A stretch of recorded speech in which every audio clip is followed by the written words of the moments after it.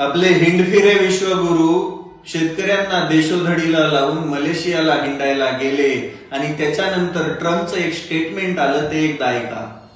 Modi is a great man. That he loves Trump. Now, I don't know if the word love, I don't want you to take that any different. I don't want to destroy his political career, okay? मी मोदीचं career पण बर्बाद करू शकतो, राजनीतिक career. त्याचं कारण फक्त एकच आहे, हे बघा, हे एप्स्टीन फाईल आणि या एप्स्टीन फाईल मध्ये दडलेलं हे असलं काळं सत्य. मग त्याच्यानंतर मी शेतकऱ्यांबद्दल जो ट्रेड डील झाली त्याच्यावरती रिसर्च करत असताना दोन मंत्री, आपल्या बुजगावणे मंत्र्यांचे स्टेटमेंट बघा तुम्ही. Piyush sir, has India agreed not to import Russian oil as mentioned in Trump executive order? ये इसकी जानकारी आपको दे पाएंगे. The talks on the trade deal, were there discussions on that ever since the announcement was made? Well, not directly with me because that's being handled by Commerce and Industries Minister Piyush Goyal. एक म्हणतोय पियुष गोयलांना विचारा, पियुष गोयल म्हणतोय S जयशंकरांना विचारा की trade deal मध्ये नेमकं काय आहे. याच्यामध्ये शेतकरी देशोधडीला लागण्यासाठीचा पुरेपूर तयारी आहे आणि ब्लॅकमेलिंग करण्यासाठी एप्स्टीन फाईल आहे. ही वस्तुस्थिती आहे. तुम्हाला वाटत असेल की मी एकतर्फी बोलतो वगैरे, अरे जो सत्तेमध्ये आहे त्यालाच तर आम्ही विचारणार ना.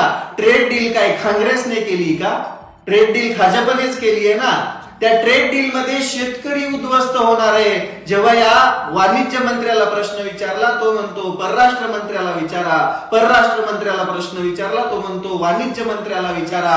आणि आपले हिंडफिरे विश्वगुरु गेले फिरायला दुसऱ्या देशामध्ये, मस्त हवा पाणी बदल करायला.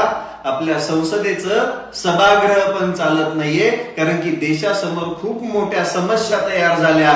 ना विरोधक शहाणेत ना सत्ताधारी शहाणेत, एकालाही अक्कल नाहीये. सगळे बुजगावणे तिथं बसलेत आणि याच्यामध्ये देशोधडीला लागल्या जातोय तो शेतकरी, जो 18% टेरिफ अमेरिकेने भारतावरती लावला आणि भारताने अमेरिकेवरती 0% टेरिफ लावला.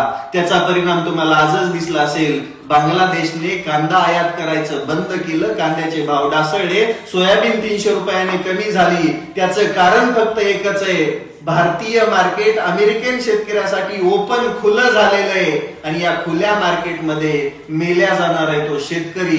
त्यामुळे शेतकऱ्यांनो एकजूट व्हा, या सरकारला प्रश्न विचारा.